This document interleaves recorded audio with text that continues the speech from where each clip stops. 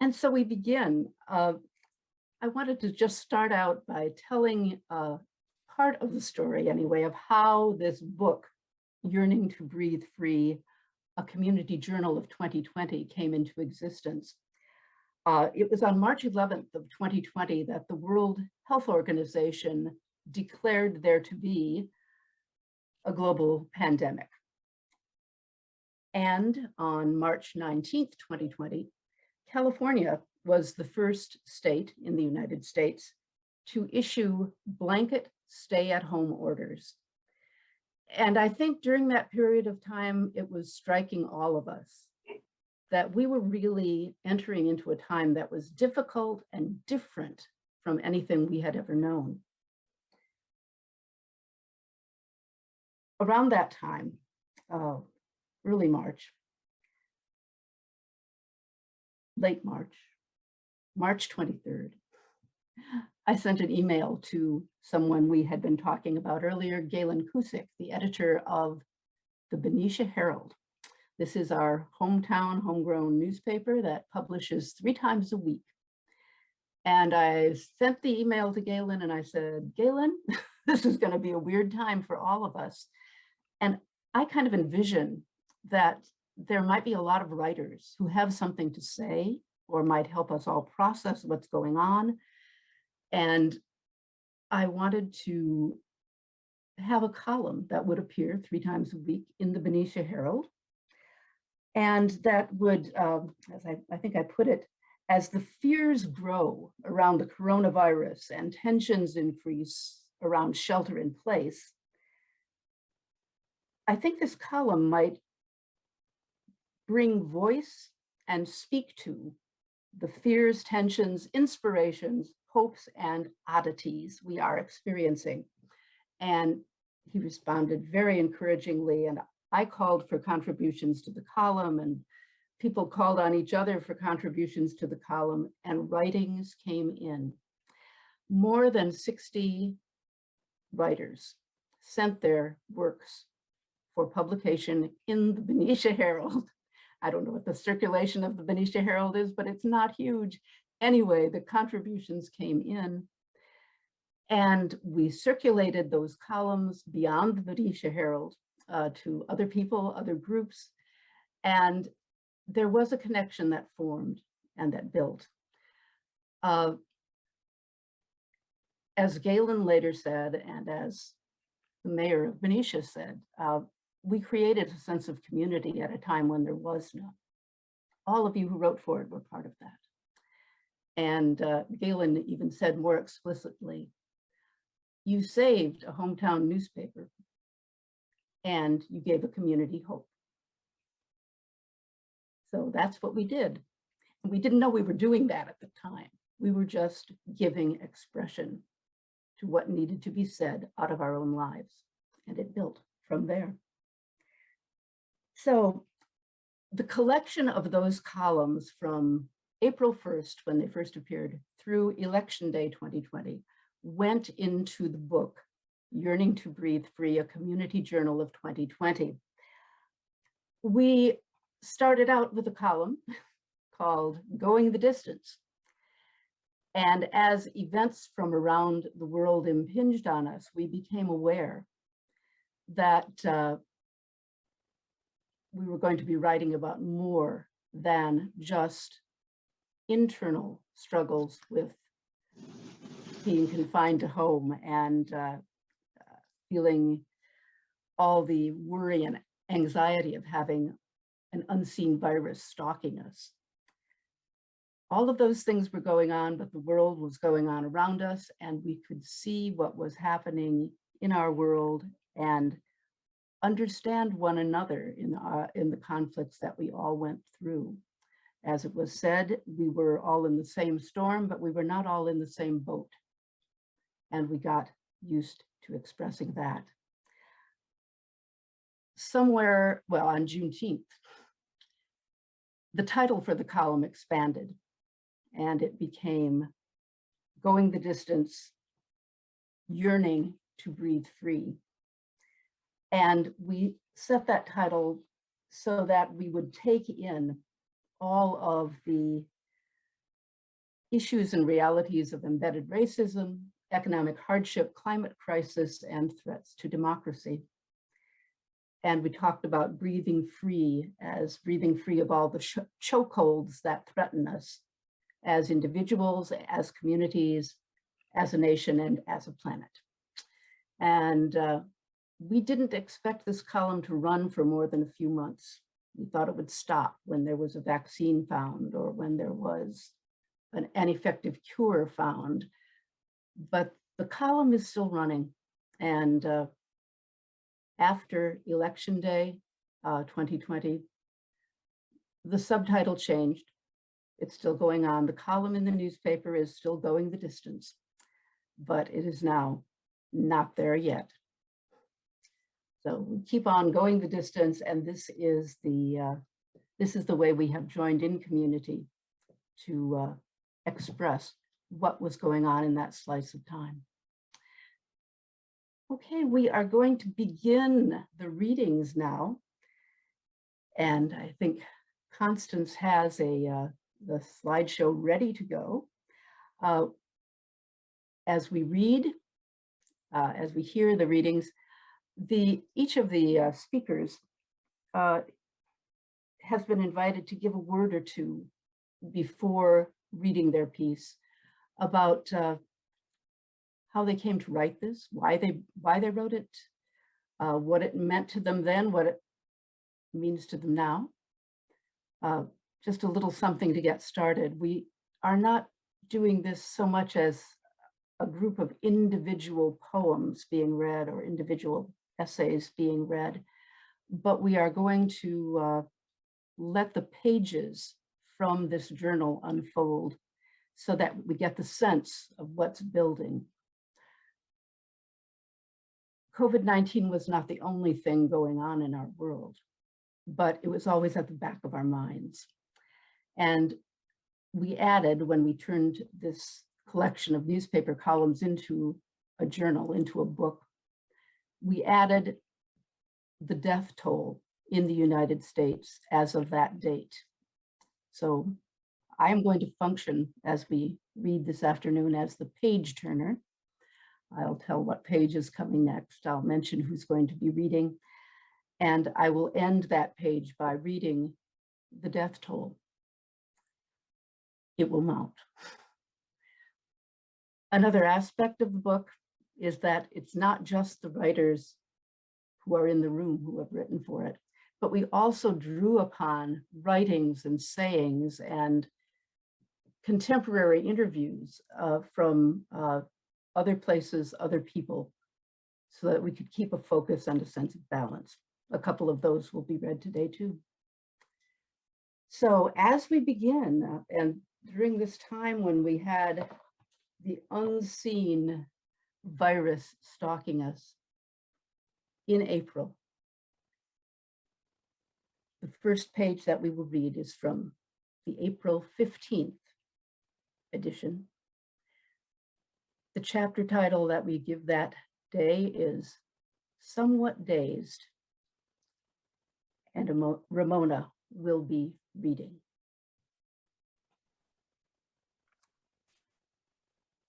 Thank you. We had yet to shut it all down on March 11th when I spent an hour at my mom's nursing home bedside before I went to work. I promised her, though she may not have understood, that I'd return the next day when I had more time. But when I returned March 12th, the doors were locked and I was not permitted entry. As mandated, my place of employment had also closed its doors. Routine life as we knew it had been put on hold for a few weeks, we thought.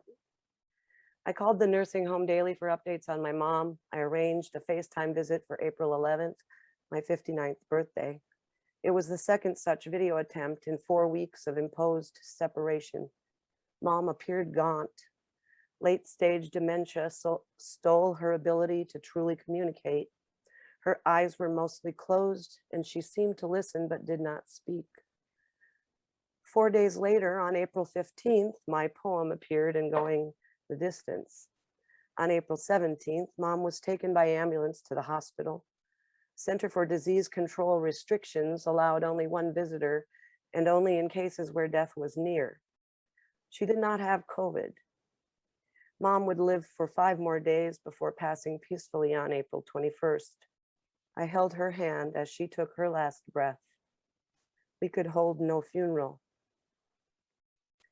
My poem, If Breath is a Journey, was written in late March and contemplates living while we still have breath, while we still have precious inspiration. If breath is a journey.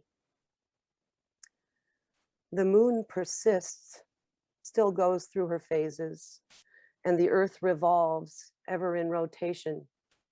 But human life on the planet pauses in place in a frantic effort to save it. If breath is a journey between birth and death, where new hope is carved by inspiration, then chisel, inscribe, whittle, engrave it. Each gift, each lesson, each challenge, each celebration, even though even those in the final exhalation will be lost to the soft moss that conquers broken pavement.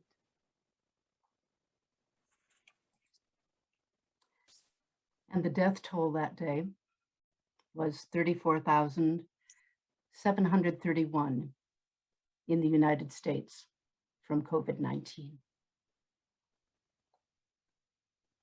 We move now to April 29th. Chapter heading for that day is Learning, and we will hear from Kathy Monroe. Thank you. I wrote this poem about 4 weeks after COVID-19 had essentially shut everything down. And, you know, as both Ramona and Mary Susan have said, in the initial stages, we all thought it'll be over in 3 weeks, and then it wasn't. And then the predictions came that it was going to last a long time, and we had to adopt different strategies. One of my coping skills, when I'm stuck in a situation in which I have no other realistic choices, is to try and figure out, is there something positive I can take from it? Is there something I can learn from it? And thus this poem came. It's called The Lesson. And if this current harshness in life is to teach us a lesson, then what can we learn? And the answer came out of a newly crystal sky reflected in the clear blue of the water below. Tread gently upon me, taking only what you need without having to own more. Listen to the melody of the trees and the wind. Hear the quiet peeps of a common bird, letting it be a sweet song in your heart. Observe the cycles of life, from the microscopic to the magnificent, that existed long before your cycle came to be. See the power of Earth's natural forces shaping the environment long before you made your human marks on the planet. Know that this is not your world to possess, but you were born in it and of it, and must dwell on it in harmony. Realize that if you wish to dominate and conquer, the tiniest microbe can bring you to your knees. And if we are to be humbled, then what can we value? And the answer echoed across a world of empty streets, plazas, and bazaars. Learn to be content with what you can hold in your hands, see in your cupboards, or feel in your places of softness. Let the beauty of an art piece or splendor of a song, no matter how simple, take residence in your soul. Never underestimate the healing power of a laugh, the innocence of a child, or the importance of a hug. Tend to your garden of relationships, for as they grow and bloom, so will your inner strength. Let gratitude wash over your being, to speak the love that others need to hear while they can still do so. And when the darkness comes, know how precious it is simply to feel safe. Thank you. And that day, the total US deaths from COVID-19 numbered 64,078. We move now to May 3rd, and we will hear from Deborah Morrison.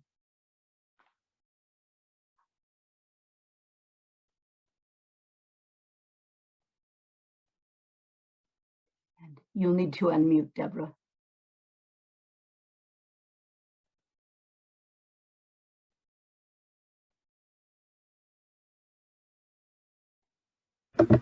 Thank you. Sorry. I don't really exactly remember when I wrote this, but I remember feeling at the time everything was so out of control and I couldn't help or do much of anything. But I remember feeling that I could help and do something small. And that's how I came up with this little fictional thing. All right. The day the bees were to come, she could hardly sit still. They were on their way, and she was sure they were smashed into a box and sitting in a hot delivery van somewhere between her home and the apiary. She hoped they would be okay. The shipping notification had arrived in her email that morning. Their new home was ready, the spring flowers blooming and welcome. Stop pacing, her husband joked, having lived through the childlike Christmas morning excitement she always had around plants and animals. They brought her such joy and had been her friends along the 63-year-long path she was on. It was the pure, non-judging being of the plants and animals that drew her in. Rational, logical, totally understandable behaviors if you spent time learning amongst them as she had. Such a joy from the early years of living with constant judging that it made her doubt her every move and thought. Okay, I'll stop. I know, I'll go out and check the top of our hive or make some sugar water to tide them over when they get here. The day was perfect. Life had ground to a virtual and almost physical stop. In the big world just outside the front door, a pandemic was raging. The shelter-in-place order, so wisely brought down by the governor, had been going on now for 3 weeks. The virus seemed to be showing signs of being controlled and kept away from its human victims by this societal shift. But hiding out here in her home had forced a simple, prioritized living that felt in a very strange way peaceful and calm. She felt grateful to be able to shelter in place at all, knowing much of the world couldn't and didn't have the blessings she had. There was guilt with that thought. The mass she made to donate to staying at home to stay out of the way of the virus and the people dealing with it felt like tiny, tiny things in this world of such great sorrow and catastrophe.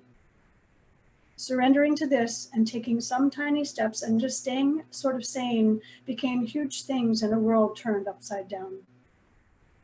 The day the bees were to arrive happened to coincide with the local surge in the virus. She could feel her whole neighborhood and the broader community around her peering out their windows, watching the news, waiting to see if the sacrifices of isolation and quarantine and stopping the hardwired connectedness of hugs and unmasked smiles would be worth the loss of such a treasured part of our humanness. The signs seemed good, but there was enough hubris and touchwood superstition to not want to start celebrating yet. The bees were her way of bringing a little bit of sweetness to this bitter, sad time. The sound of the delivery truck in front of her house broke into her thoughts, and she ran to greet the sweetness. Thank you. And the total US death count from COVID-19 that day was 71,166. We move on now to May 22nd, and it says, "At low ebb," as the theme for the day. Johanna will read for us. This is a poem I wrote when I was trying to adapt to Zoom during those first months of isolation. It is also a poem about trying to hide my feelings of sadness, grief, and despair, and failing to do so. What I told myself before the Zoom reading: stop crying for the dead. Take a shower and wash your hair. Stop crying for the sick. Wear a shirt the color of lilacs. Paint your face the color of a rose, soft, pink, glowing. Stop crying for your lost country. Practice smiling in the mirror. Memorize your poems so you can always look at the camera. Drink a glass of wine to calm yourself. Realize it's impossible to stop the tears. Apologize later. Tell them you clicked on join meeting, but you couldn't connect. For a little while, stop crying. Go count the falling stars instead of the deaths. Mhm. Thank you. And those deaths, we kept counting. As of that day, the total cumulative deaths in the United States from COVID-19 was 99,673. On May 24th, the theme for that day that emerged was flavored with quarantine, and Jerry will read.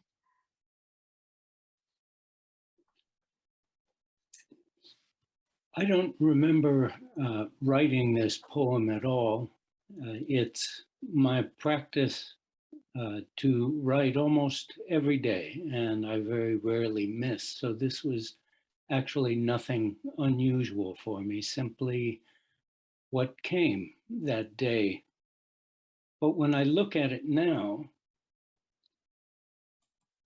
what impresses me, well, I don't know that it impresses me as a poem. It seems more like simply a record, a series of statements at a time when I was feeling stunned. But it also captures something that I heard this morning, that I'm hearing in the poems that are being read today as well. There's always something that surprises us.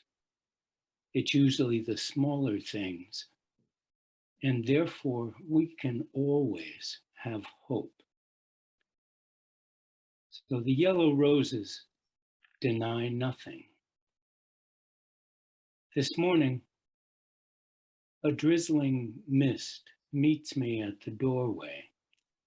Though my body doesn't recoil, the moisture doesn't draw aside either. Bared skin feels fresh coolness, while that beneath the jacket quickly discerns humidity. Sunday's naturally quiet streets are so flavored with the taste of continuing quarantine, even the crows can't feign enthusiasm. Still, along the neighbor's fence, yellow roses gently scent, collecting raindrops. Thank you. And at the end of that day, the cumulative death count from COVID-19 in the United States was 101,420.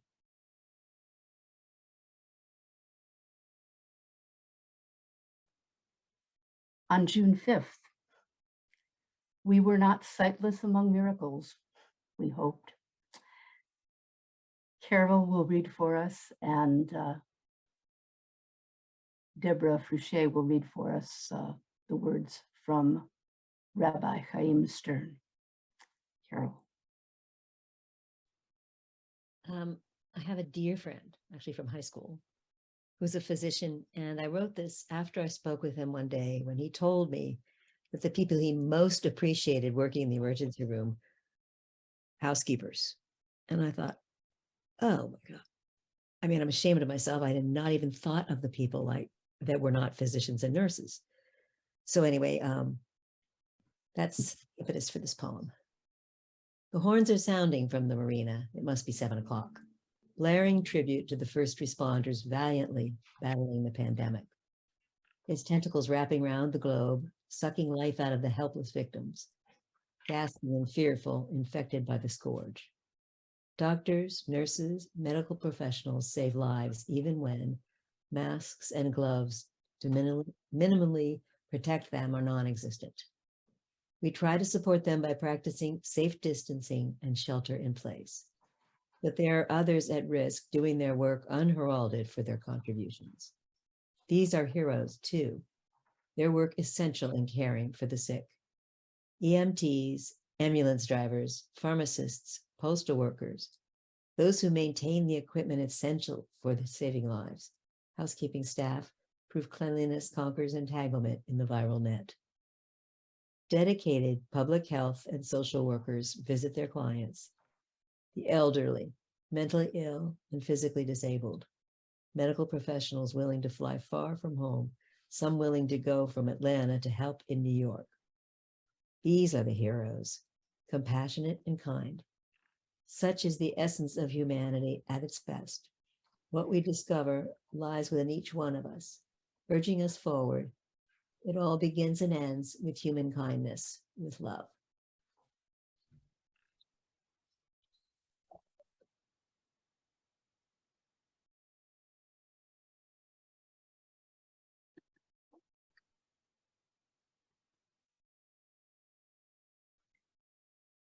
Shall I go ahead?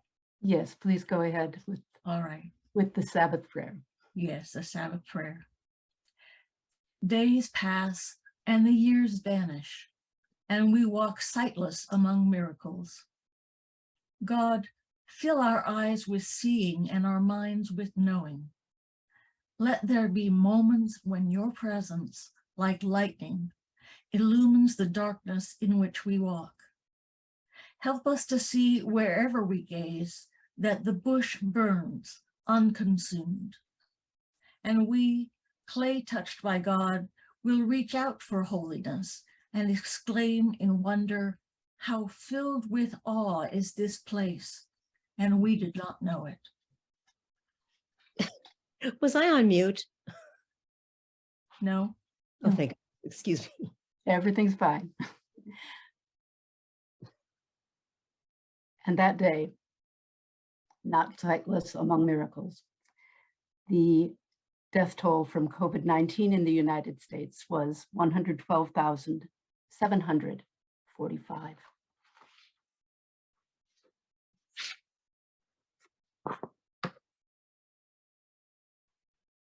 We go now to Sunday, June 7th, where we are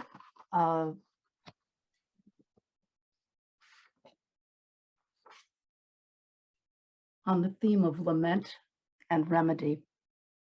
We may not have been walking sightless among miracles, and we may not have been, but maybe were, walking sightless, some of us, about other viruses that surrounded us. I wrote that day on white privilege. It comes to us white people before we are born, like an unsolicited credit card that somehow we can't revoke. No matter whether we have been granted the full credit limit, no matter whether we have worked to dislodge the stone of bigotry and melt the ice of indifference. Overlapping systems of oppression give us white people an edge in surviving COVID-19, in surviving, period, free from the stalking terror of 401 years of ingrained swaggering impunity that screams with brandished weapons and whispers in the awful intimacy of a chokehold or the nonchalance of a knee bearing down on a neck. Only white lives matter. Time for white folks to drop the limp, rancid veil of unholy innocence and go all human. And that day, the death toll from COVID in the United States totaled 113,888.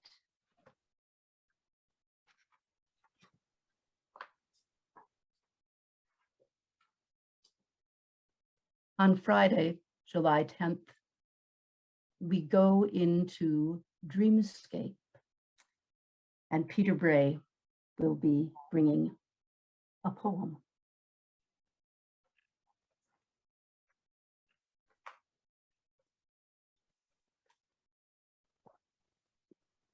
And you'll need to unmute, Peter.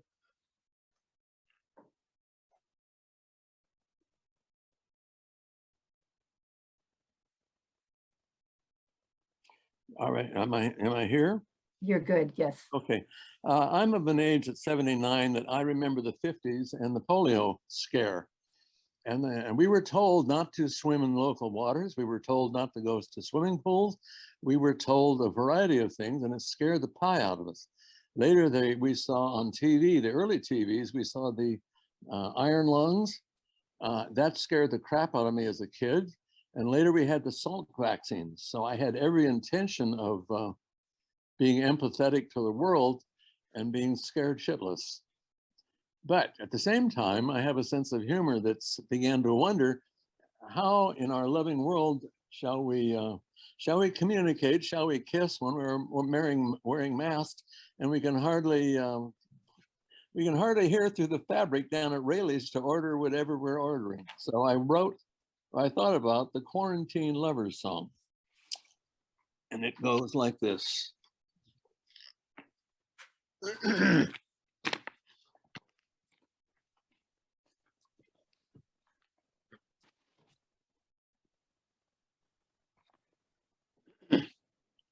The Quarantine Lovers song. Maybe I should write a Quarantine Lovers song, one that we can all sing or hum along. Maybe something laid back like Leonard Cohen, quote, Our Lady of the Harbor, with, quote, tea and oranges again. No. It has to stand on its own merit. Naked oysters, lipstick, a winter's coat, but don't wear it. Seafoam, skybird, a gentle touch, but where are you?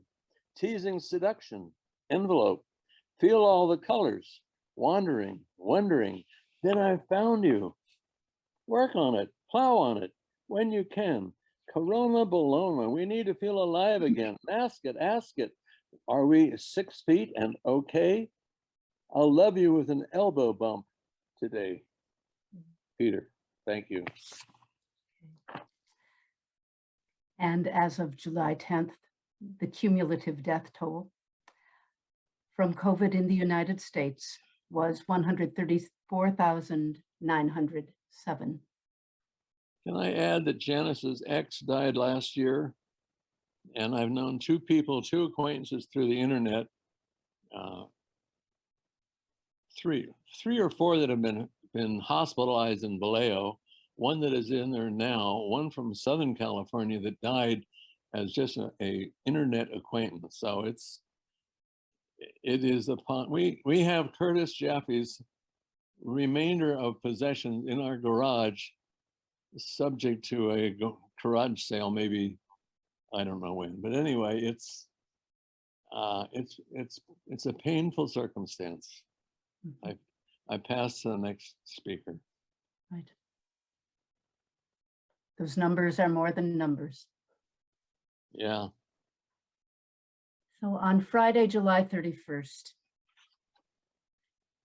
we were found to be aspiring, yearning to breathe free, and Sherry Sheehan will bring us her poem for that day. Thank you, Mary Susan and everybody. I must have seen the Statue of Liberty more than 15 years ago, but I remember the goosebumps I got actually witnessing it as I went by it in a ship. Lady Liberty. Made of steel and copper, she stands strong, not a candidate for toppling because of slave owning, instead a piece of history we revere. Built in Paris, a gift from France, shipped to us in 1885. Long may she inspire the best our nation has to offer. Thank you.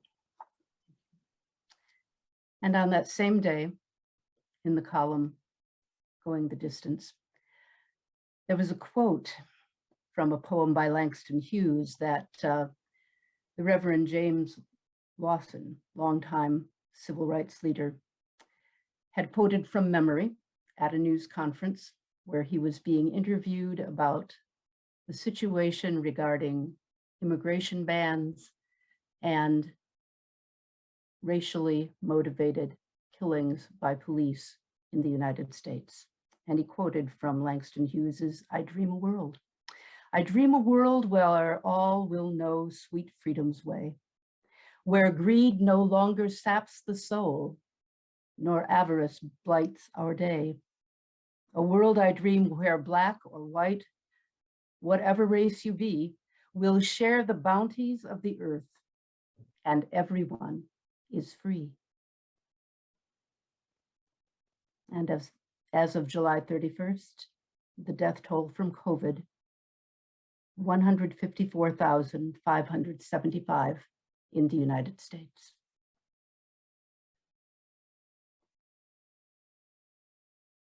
August 2nd, we have Ceaseless Movement, and we'll hear poems from Nancy and from Tom. Go ahead. You'll need to unmute, Nancy. Thank you. I wrote this poem in early June 2020, 10 days after George Floyd's tragic death. And I was interested in showing how quickly the battlefield and the focus of attention change. And in my writer's salon at that time, we were playing with the poetic technique of repeating the first stanza of the poem at the end of the poem with the lines in reverse order. And so I used that poetic technique in this poem. Everything changes. In an instant, everything changes. Our bodies may become the battlefield in this aggressive COVID fight. How skillfully the virus navigates at the molecular level. In contrast, we humans falter at the basic cell, organ, and organ system levels. Then in desperation, at the human level, we pray for a vaccine, an effective vaccine to share with humanity. Now the battlefield shifts from coronavirus outbreak to economic upheaval, perhaps leading to financial despair and psyches stressed, nearly beyond resiliency. Again, defiantly, the battlefield shifts from protests and racial strife sparked by a senseless killing to the exposed inequities that impact the marginalized people of this world. Black lives matter. We humans falter again, but this time our white silence weeps. The battlefield our bodies may become. Everything changes in an instant. Thank you.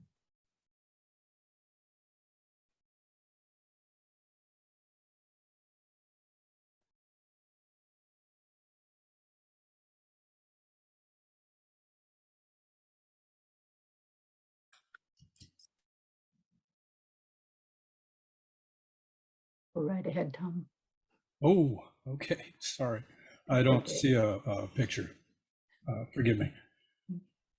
On August 2nd, the day of publication for my poem, next to Nancy's,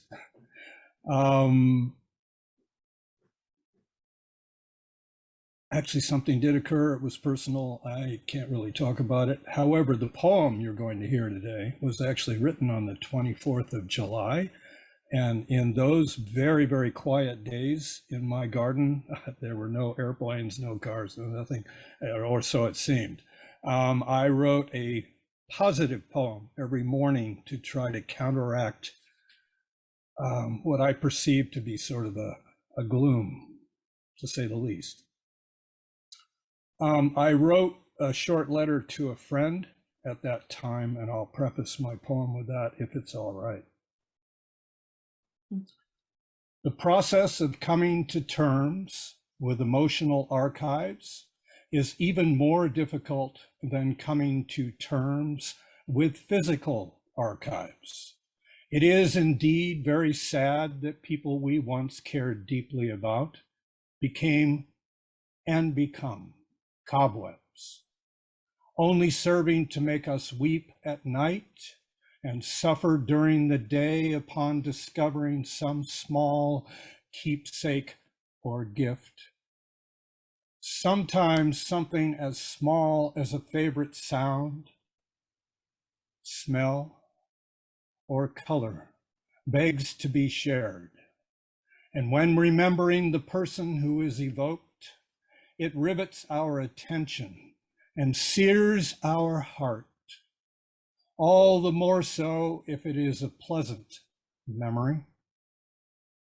Your poem, for me, conveys the final hopelessness in the process of the forgetting. Not only is this a profundity of life, but it has a definite music. One can only hope that the new music can replace the old memory and give a new place for it to live, detached from the pain of living it again. The poem, I'd rather be on a zooming train than a Zoom train. Choo choo, choo choo, choo choo, choo, round a bend sound. Foggy dog, railroad second, lo-fi squawk, track, track. Better fall lightly in the night. Dan flatly, all right. Acrid smoke in Zoom moon screen can be fatal. Perform Bhutan, Bhutto, Bhutto. Silent bird dance on rectangle. Tangle, tangle this entangled mizzen dewis.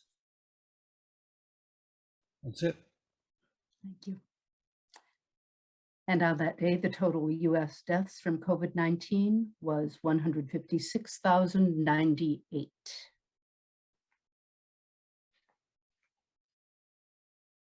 On August 19th, it seems that we were seeking peace.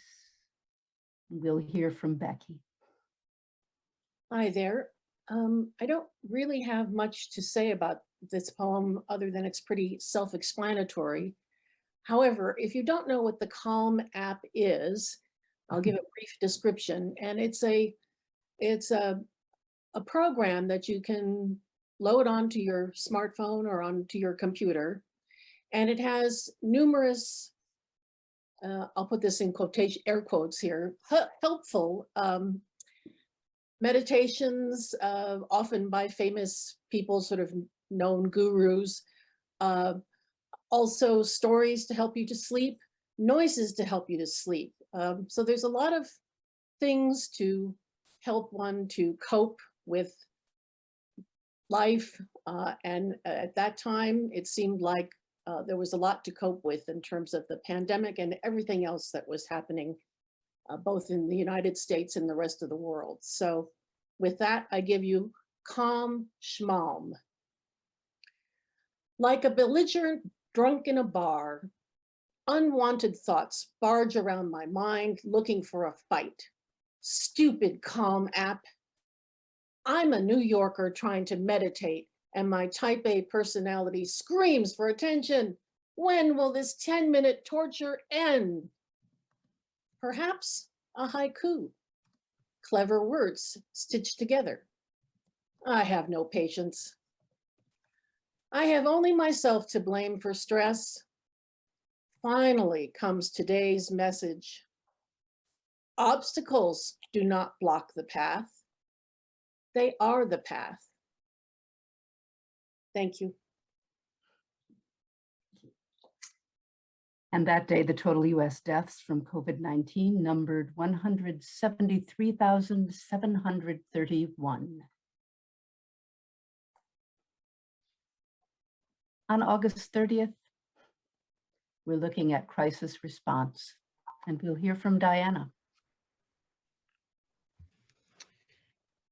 Hello, my name's Diana Tennis.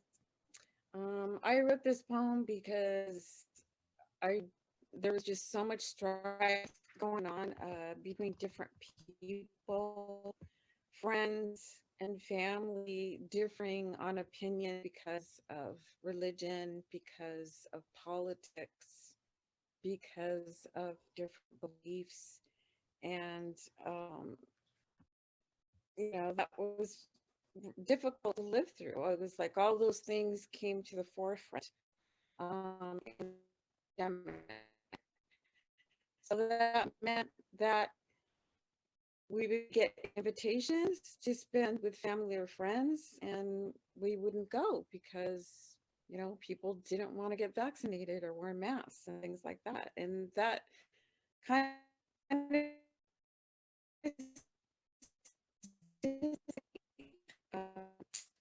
so anyway, the only thing that was really was president. So my poem is called Stand in the Chaos. How can pandemic with worldwide casualties being a hoax? There are those who maintain the leap to pseudoscience, a news source, their reality, an expert or celebrity, or American president. We are left to determine, what do we believe? How? By experience, by the leaders that swallow us whole, those who leave us wallowing in our fears of the future. If we do not know someone that has the virus, does that make it untrue? If we know someone that has it, do we not question? We rely on what we choose to listen, or perhaps consider conspiracy theories. That sounds surreal. Surreal is the moment in which we live. What difference does it make what we believe? They shatter daily. News confirms chaos. We hate to watch, but need to hear, see the devastation. Our country is drowning in debt, tears, lies, fears, revolt, tyranny, the world in crisis. Shut out chaos, a friend admonishes. I gather my guts, thoughts, fears. I roll them into a paper bag of my soul. My yoga teaches me to let go. Lie down quietly, thoughtfully, clearly. Empty your mind. Stand in your power. Feel the strength of the wind in your feet, your stance. Feel your energy of who you are. Stand in your truth. Breathe. Hear the rush of the ocean in your throat. Close your eyes and the wind of the verse waits for you to stop. Listen. Thank you. And on that day, the total deaths in the United States from COVID-19 numbered 183,720.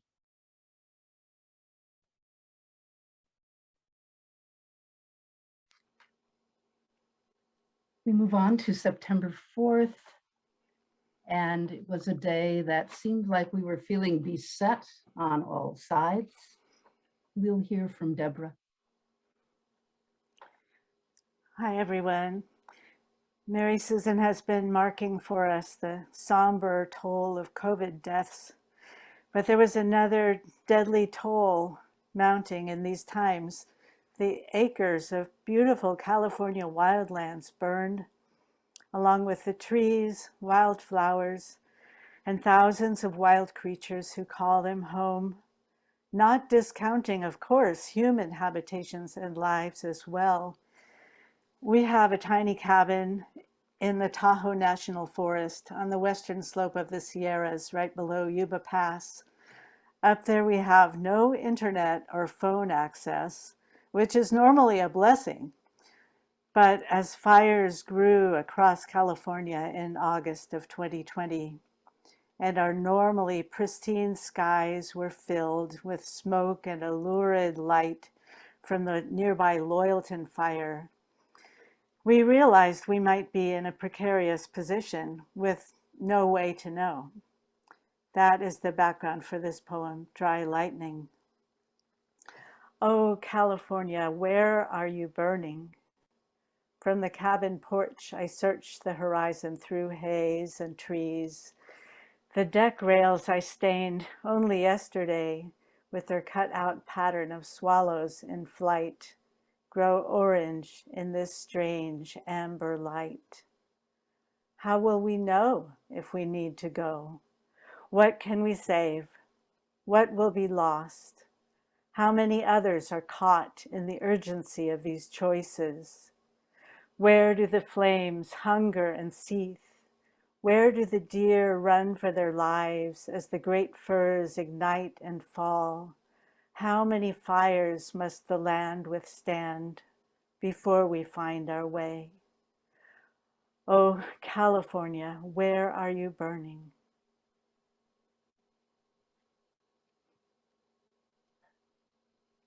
And in the background, the death tolls from COVID-19 in the United States that day totaled 188,377.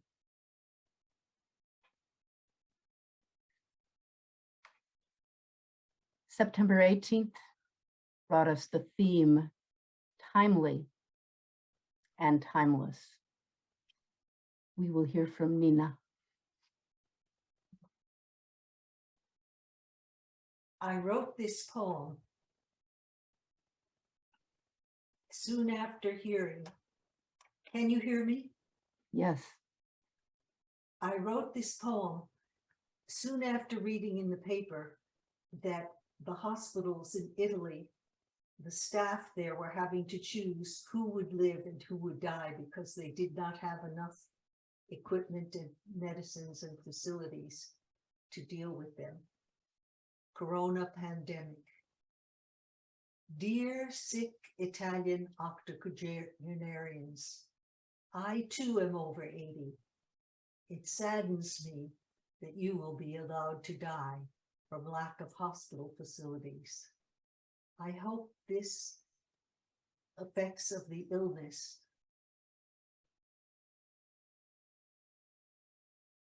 are not so horrendous that you cannot have peace to review your life. Be satisfied and ready to leave the hospital bed, medicine and care for the next younger person's turn at this precious thing called life. It is all you have ever known since birth. I hope feelings of gratitude and graciousness overwhelm you in your last breaths, and your soul leaves your body feeling love.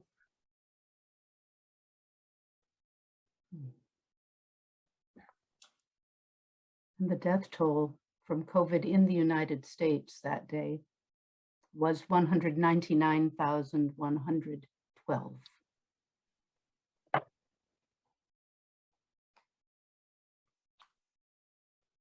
Sunday, September 20th.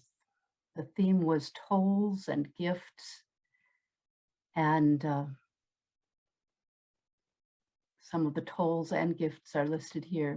We will hear from Brandon and then from Deborah Fouché.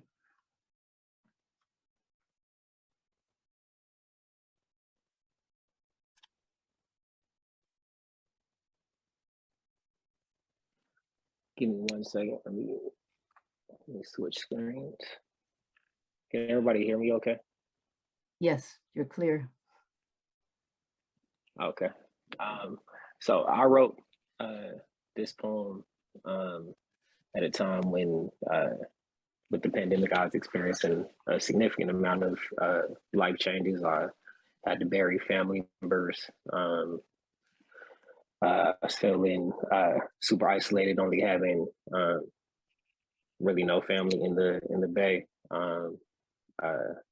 Ended up leaving my home, selling my home, getting divorced, like all of those different things. So there was a lot going on at the time that made me sort of reflect on how I'd been living life up to that moment and how I wanted to live life going forward and all the things that were missing.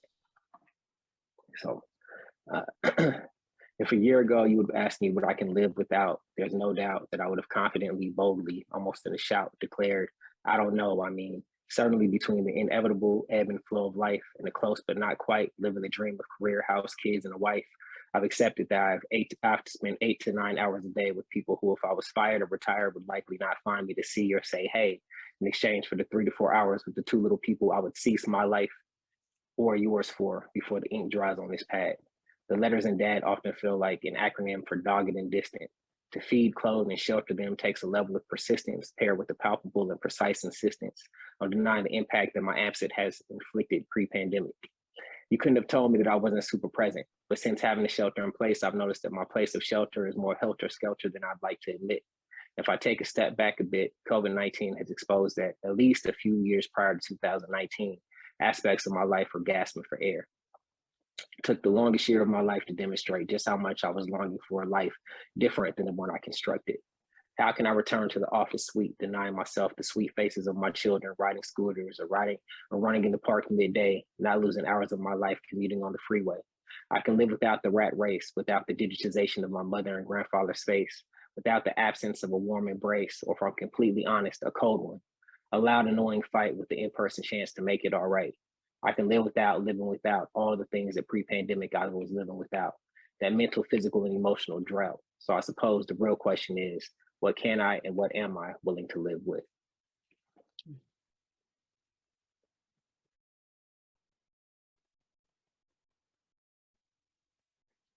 My poem is called Pandemic 2020, and it's a very brief commentary. I found that while some people were writing more than ever before, the pandemic absolutely shut me down as a writer. But I was very aware of the mental toll it was taking because I was and am an employee of the National Alliance for the Mentally Ill. So I was aware that we were getting more calls than ever before and that people were literally dying for lack of human contact. So when I finally did comment on the pandemic, that was the first thing I had to say. Overnight, a world of isolates.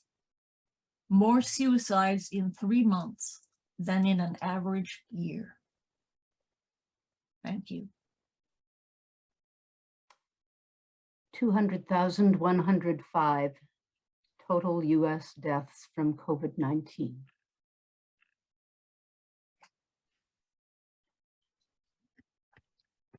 Friday, September 25th, we have The World Flipped Out. And we will hear from James and another bit from Deborah Fouché. I am a school teacher, and during 2020, it was a big difference for so many teachers. For myself, knowing a lot about technology, it helped, but I still was learning a lot from others and going through something that I did not fathom would have happened. And I really channeled a lot of that into this poem during the distance learning. So, in the land of zeros and ones, sound waves echo back and forth through the electrical grids, microphones on mute. Astute teachers stare at the kids. Listen to me, sit down, not a sound. This is your online class. Do your work to pass. 2020 has flipped its lid. We zoom in and out of the grid to mute our microphones, only to go out and feel all alone, walking out with the task to wear a mask, only to repeat it into the bleak. Roll call, 2020, Jordan, Lenny, and Benny. This is where up is down and everything upside down. Turn around, inside out, and fall all about. The work is tons in the world of zeros and ones. Of course, 2020 was also the year of the Campfire in Paradise. And I had a friend who lost a home that she had recently moved to that was supposed to be her retirement home. And she and her painter husband lost all of the wonderful paintings he had done that were on their walls. In the same period, my mother in Santa Rosa had to evacuate her home 3 times. And it was very hard on a woman in her 80s. So the only other comment on the pandemic I ever made was this very short one called Fire. Evacuation packing, what to never see again.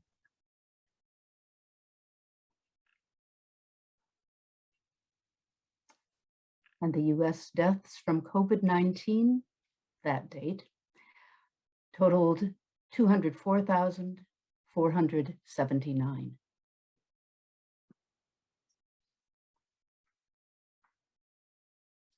Wednesday, September 30th. We talked about seeing clearly. We will hear from Michaela. Hello, my name is Aquila Lewis Ross.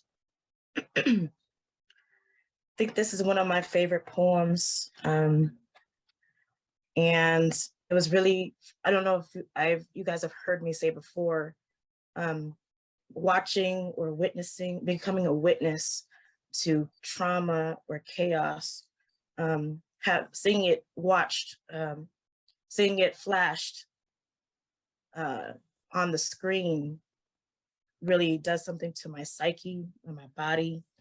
And I was really trying to process seeing murder happen of George Floyd, and then also the aftermath of the marches. And my escape, I think, was going to the sunflower and also roses. I was taught, well, I thought when I was a little child that roses were beautiful. And for some reason, the sunflower came to me in like a picture. And I really trying to figure out, what is a sunflower? What is the meaning? And to me, this is kind of like an Afrofusion type poem, because I could actually see the images, and the sunflowers have become people, Black people. And I see their bodies and I see the way they move. And also within the poem, there is the reference to red, black, and green. For those of you who don't know, that reference is, I learned about this in college. It's regarding the Marcus Garvey, who's the leader of the UNIA, the Universal Negro Improvement Association. And the colors of red, black, and green also have meaning. Red stands for the blood that is shed by the Africans who died in their fight for liberation. And the blood is for, red blood. And the black, is for the Black folks that are representative for power and for leadership. Green is a symbol of growth, a natural fertility of the folks in Africa, but also African Americans also adopt the red, black, and green flag as well. And you can see it at a lot of the events. When I was living in the Bay Area, I noticed it at a lot of the events that were led and curated by mostly African American folks. So I know that's a long explanation. You could find more about the UNIA and the meaning of the red, black, and green flag on NPR, and it is an article by Leah Donnella. And now my poem, A Sunflower is Just as Pretty as a Rose. Black sunflowers stand tall. Today they rise, standing taller than ever, adorned by the ancestors' plight. Blood spilt centuries ago has spilt over still. Footprints leave a trail of tears. Imprints reappear. Black sunflowers continue to grow as blood spills over. So many are dying, hung like Christmas tree ornaments. Kind of forgot summer was here. Spring was barely celebrated. Feared the unknown. A people well-groomed were stuck, displaced, mandated to shelter in place. How can one be happy with all this mess? As much as we long to unmask, Black sunflowers are still oppressed. See the Bantu knots, red, black, and green frocks. Children frolic in water parks until the sun lays down to rest. Unfolding of its petals, a glorious work of art, shows a glimpse of past lives lived, mirroring the sun. Oh, how I adore thee. Black sunflowers are the light. And like sunflowers symbolize adoration, loyalty, and longevity, a rose will always be a rose. When a Black sunflower transforms, people better be ready. The marches must continue on. Let the youth speak. Summer is finally here, and the Black sunflower is not going anywhere. I never really paid attention to sunflowers before. Now, after all this, they're my favorite type of flower. And another thing to note, in the very beginning of the poem, I'm referencing my favorite author, Maya Angelou. Thank you so much, Aquila. And on that day, September 30th, the total US deaths from COVID-19 numbered 207,741.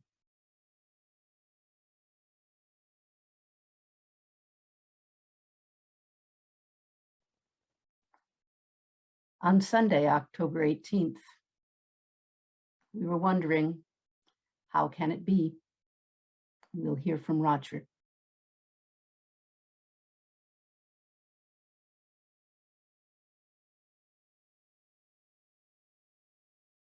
Oh, you need to unmute, Roger. So sorry. Can you hear me now? Yes. Okay. How can it be, I was saying, that we were only 6 months into the COVID outbreak, only 4 months past the death of George Floyd. In my case, I'm a longtime news junkie, and the story for this poem started nearly 4 years ago on Inauguration Day in January of 2017, when I stood with others in Benicia's city park at the gazebo, alarmed and discouraged at the election of Donald Trump as our president. We cried together and we held hands and we sang, "This is your land, this is my land," and we pledged ourselves to remain vigilant. And we took that seriously, and we did. And this news junkie sat for nearly 4 years watching the sickening Trump show play out on morning and evening news.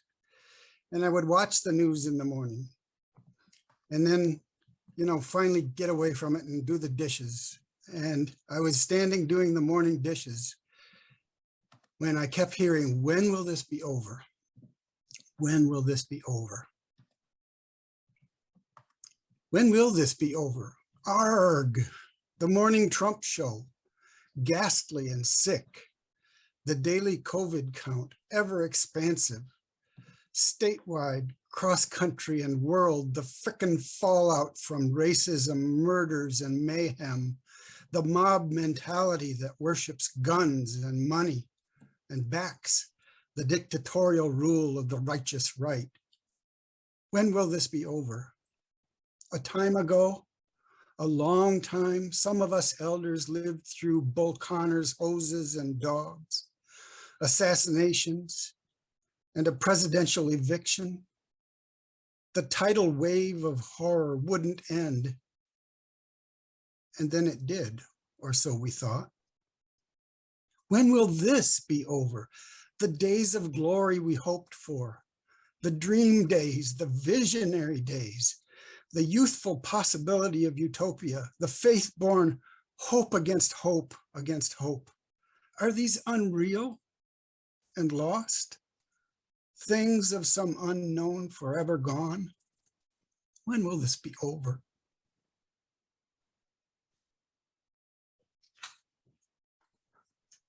And on that day, the last day that we'll cite today in our readings, the death toll in the US from COVID-19 totaled 220,956.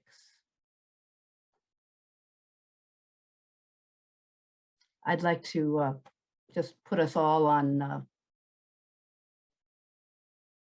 gallery view so that we can see each other, and just nod or raise your hands or clap, you can unmute if you want, in appreciation for all that we have heard today and all the places, I'm almost crying, all the places we have gone together. Thank you for going the distance. I agree, Mary, Susan. For some reason, I'm really feeling emotional too. Yes. It just came overwhelmingly. I appreciate all of you, and I do miss you guys. I live in Las Vegas, Nevada, for those who don't know. Good things are happening. I got connected to the Clark County Poet Laureate. We're going to be reading, sorry, I didn't mean to do an announcement. We're going to be reading, reading with the Read a Poem to a Child, which is happening this week. And tomorrow we're surprising my daughter at her pre-K. So send some blessings, everybody. Thank you. Right. Okay, well, we're going to stick together here for some conversation, but we will stop the recording now with this really fulsome presentation. And again, thanks. So the recording has